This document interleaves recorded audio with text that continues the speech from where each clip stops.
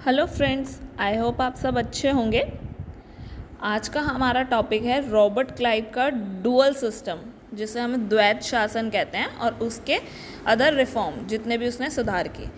हम जो हैं साथ ही गवर्नर जनरल्स के बारे में पढ़ते रहेंगे, ताकि जो है एक सेपरेट टॉपिक पढ़ने में जो है बेसिकली काफ़ी ज़्यादा फैक्ट हो जाता है जो कि कनेक्ट नहीं करता। बट अगर हम साथ साथ पढ़ते रहेंगे कि ये इवेंट हुए थे और ये इस गवर्नर जनरल के अंडर हुए थे, इसने ये किया था, इसका ये था सिस्टम, तो वो इजी रह जाएगा याद करना और कनेक्ट करना। इसीलिए आज का हमारा टॉपिक है रॉबर्ट क्लाइव।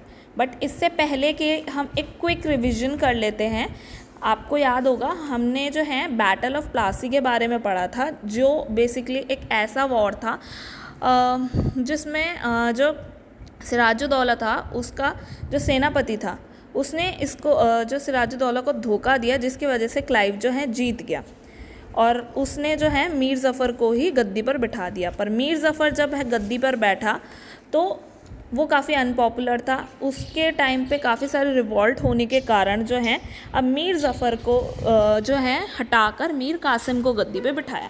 और मीर कासिम जब गद्दी पर बैठा तो वो एक पपेट राजा नहीं था, पपेट नवाब नहीं था। इसीलिए जो है अब सेकेंड वॉर हुआ, जो था बैटल ऑफ बक्सर, जिसमें शाह शुजा, शाह आलम भी शामिल थे। बेसिकली एक अवध का नवाब था और एक मुग़ल सम्राट था। इनको हराने के बाद एक संधि की गई, जो थी इलाहाबाद की संधि, जिसमें प्रॉपरली कहीं ना कहीं जो है उनसे एक्सप्लॉइट ही किया गया, उनसे उनके क्षेत्र छीन लिए गए। बंगाल, बिहार, उड़ीसा की दीवानी उनसे छीन ली गई। यहाँ तक हमने जो है पढ़ लिया था। अब हम कर रहे हैं रॉबर्ट क्लाइव, जिसमें जो वो समय था मीर ज़फ़र का, हमने अभी बात की मीर ज़फ़र की, तो उसका पुत्र था नजमुद्दौला। वो बंगाल का अगला नवाब बनाया गया, पर वो तो अल्पवयस्क था। जिस समय उसकी मृत्यु हुई वो अल्पवयस्क था। तो भाई सवाल ये उठता है कि अंग्रेज़ जब वो वॉर जीत चुके थे, दोनों के दोनों वॉर्स जीत चुके थे, तो ज़रूरत ही क्या थी कि अब वो नजमुद्दौला को जो है वो पावर्स दें। वो तो अपने हाथ में भी रख सकते थे ना। ये तो बहुत बड़ा क्वेश्चन आया। बट कुछ पॉइंट्स ऐसे हैं जिसकी वजह से वो डायरेक्टली सारी पावर्स जो थी वो अपने हाथ में नहीं रख सकते थे। जैसे कि पहला पॉइंट ये रहा, भारतीयों पर शासन संबंधी ज्ञान नहीं था, क्योंकि उस समय वो भाई थे तो फॉरेनर्स ही ना, यहाँ का कल्चर प्रॉपरली थोड़े जानते थे। तो उन्हें नहीं पता था कि इन पे रूल करना किस तरीके से है, क्योंकि जो रूलर्स पहले से करते आ रहे हैं भाई वो एक्सपीरियंस्ड हैं।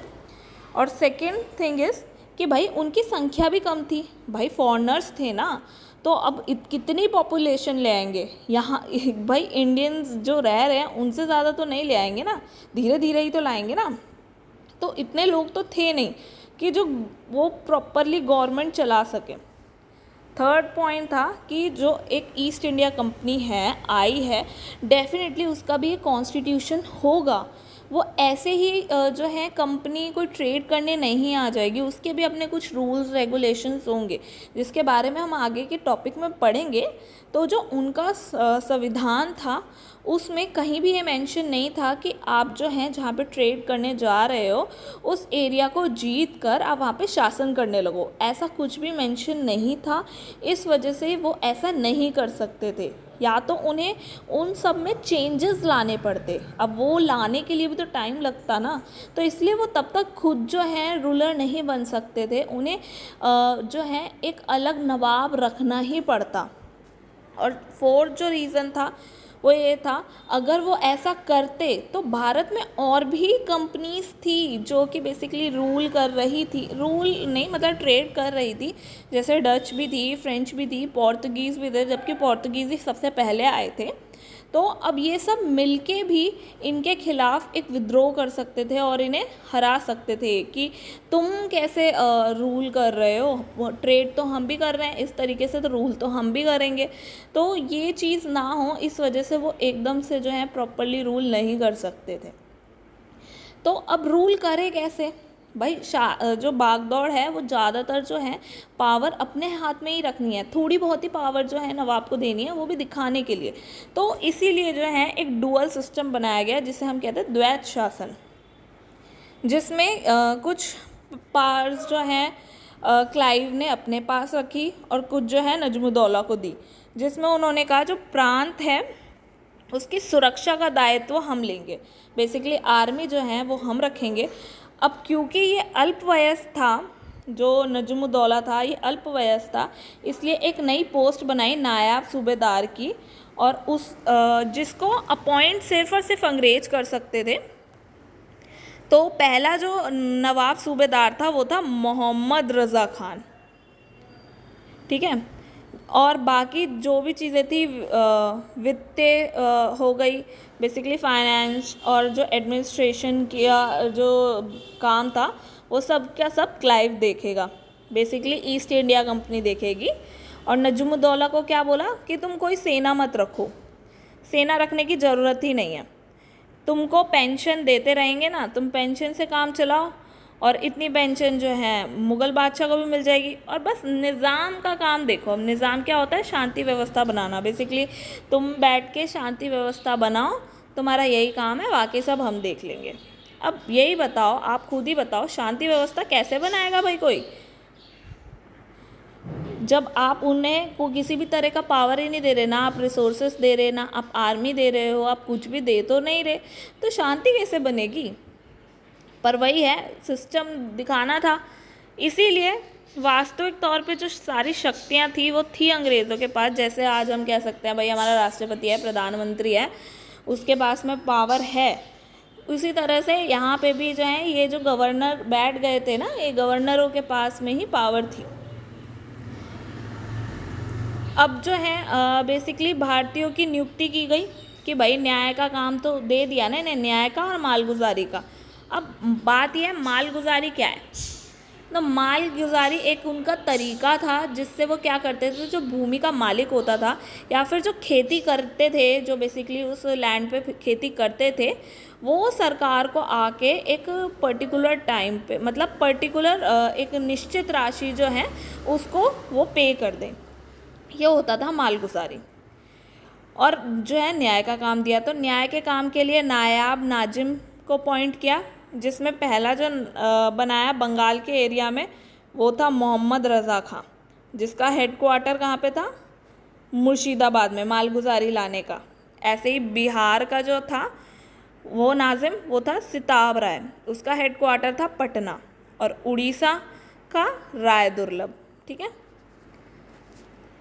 अब डीमेरिट्स क्या थे, क्या प्रॉब्लम बेसिकली आ रही थी, क्या प्रॉब्लम्स आ रही थी डुअल सिस्टम में, क्योंकि ये नेचर में कॉम्प्लेक्स था, समझना बड़ा मुश्किल था कि किधर किधर कहाँ पे कौन अंग्रेज करेगा, कौन इंडियन करेगा, किस तरीके से करेगा। और एक तो बहुत ज़्यादा ही इसके लिए मैन पावर की ज़रूरत थी कि भाई एक तो इंडियंस भी रखो, तुम ब्रिटिशर्स भी रखो, इतने सारे लोग रखने पड़ेंगे, हाई कॉस्ट लग जाएगी उसके लिए।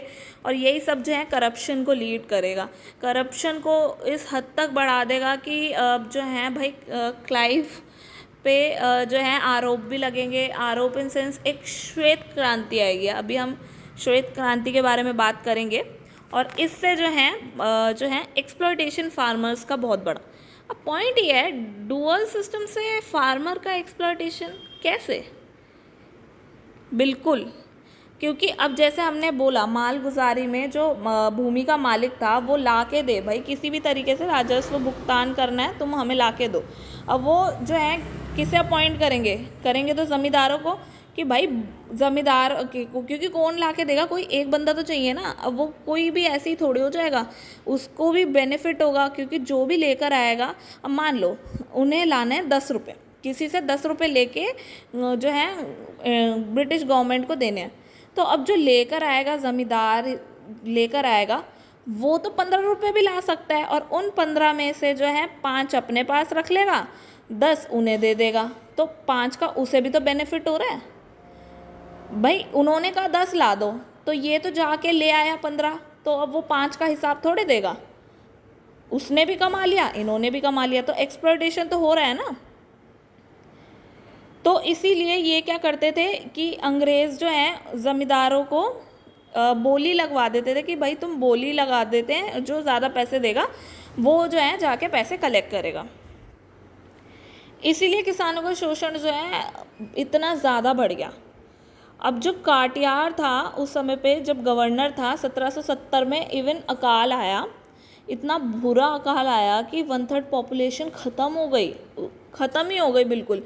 और जब 1/3 पॉपुलेशन ख़त्म हो गई तो भाई देखो, कम पॉपुलेशन कम हुई, अब कम हुई तो पैसे देने वाले लोग भी कम हुए, पैसे देने वाले लोग कम हुए तो इनके पास में पैसा आना भी तो कम हो गया।